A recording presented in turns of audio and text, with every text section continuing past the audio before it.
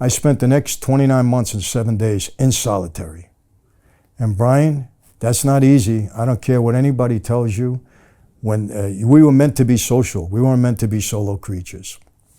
When those lights went out at night, the other guys, not all of them, but you heard a lot of moaning and groaning. I saw a lot of ugly things. People, just terrible stuff. And but I got into my faith in a big way. It was real to me. I studied. I looked at evidence. I wanted to know the truth. I said, hey, if there's a heaven and a hell, and this is a possible way to get me to heaven, I want to know it. If not, I'm going to throw the whole thing. I'm not going to pay attention to anything. And for me, it just really worked. Based upon what I perceived to be evidence, it became very real. So I came out of there with a different attitude. I loved God when I came out. Jesus was my hero. And from that point on, my life started to take a different direction. I'll tell you another thing. A speaker, I came out, I was looking to hide. I didn't want anybody to know where I was, right? But I'm in jail, and the FBI comes in to see me. We need a favor from you. I said, take a walk. I don't want no more favors. You put me in here for... No, listen, Mike. Major League Baseball, the NBA, NFL, NHL, they got a terrible gambling problem. I said, I know. Well, Michael, you had bookmakers working for you. I said, I had 12 or 13. You were putting athletes in trouble. Yes. Yes, we were. Shaving points, yeah, absolutely. Tell us how to defend it. I said, okay, sounds interesting. They come in, NBA Productions comes in, they do a video. And I tell them exactly how we put these athletes in trouble. This is how we do it, blah, blah, blah. Because they all gambled with bookmakers back then, right? Put them in a lot of trouble. Shaved points on games, affected the outcome of a game. They featured me prominently in this video. Brian Gumbel was the MC. Pete Rose took upon it. They did a good job, and they showed it to all the players. Now I get out. Head of security for Major League Baseball, the NBA, come to me. Michael, this video is having an impact. Will you come and talk to our players? Because, Brian, let me tell you this. Steroids, all of that, problem. Gambling, they're really worried about. Because if games are fixed, it becomes like the old wrestling. It's like a farce. They don't want gambling to affect their players and all this kind of stuff. So since 1996, when I got out of jail, I went to every Major League Baseball team in spring training. The NBA rookies, I did them. Started doing the NFL. 1998, the NCAA calls me, Mike, take this message to our colleges. We got a lot of kids in trouble. I said, I know that.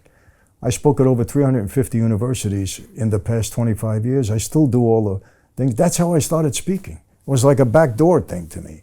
And then churches were calling me. My pastor, who was a wonderful, wonderful man, he used to send me money for my commissary. I only met the guy, he married her. I didn't even know him. But the church was so wonderful to my wife and kids. They accepted her, they took her in, they treated them so wonderfully that when I got out, the pastor says, Mike, I want you to give your testimony to the church. Brian, I didn't even know what he was talking about. Testimony. I said, I thought you did that from a witness stand, right? I didn't know what he was talking about. But I spoke at the church, and all of a sudden, churches are calling me. I mean, I don't even know how this happened, because I never planned it. So that's why when I say God had a different plan and a purpose for me, it's the truth. Because he used the whole first half of my life to set up what he's doing in my life now. 100%. It's not even a thought in my mind that it's any other thing. Because I don't claim credit for this. I wasn't come out and saying, I'm going to be a good guy now. I'm going to change the world. It just happened. It just happened. But the more I got into it, Brian, I really mean this with all my heart. There's a much better feeling in life to give than there is to receive. I got an email this morning. Michael, 25 years ago I met you. You changed my life. Just this morning. I get them every day. Now I'm a screenplay writer. I'm doing so well. I'm off the drugs. I didn't even know I've met the guy. You don't remember all of these things, but when people are having a positive impact because of what you went through and because you can relate it to them, it's the best feeling in the world. And that's what motivates me. And that happened because you surrendered that time in the cell. Is that what happened? You surrendered, or you saw that there was power in the world not being about you, and then religion showed you that? Is that what that transformation happened? Brian, sometimes in life you got to be broken. You remember this. I'm tough guy, always in control of my life, men underneath me, had all the money. You think you're invincible in a way. You can't improve maybe ever in that way anyways. I beat all of these cases. I had it going on, right? But I realized something. No matter how powerful you think you are, there's always people more powerful. You're never about what you think you are. And here I am sitting in a jail cell in somebody else's underwear. I lost 20 pounds in there. I don't want to eat the junk that they're sending me. Who am I? I'm nothing. This can happen to me overnight from having my own jet plane, my own helicopter, 300 guys under me, making, millions every week. And then I'm in a just 6x8 jail cell like a bum.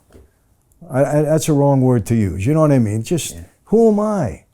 That's why these guys that get full of themselves, they're out of their mind. From one minute to the next, this life can change on a dime. So, one of the most attractive things I see in people is humility. Some people that I know have a lot of power and a lot of authority that just walk around very humble. That's so attractive to me because they realize who really am I at the end of the day.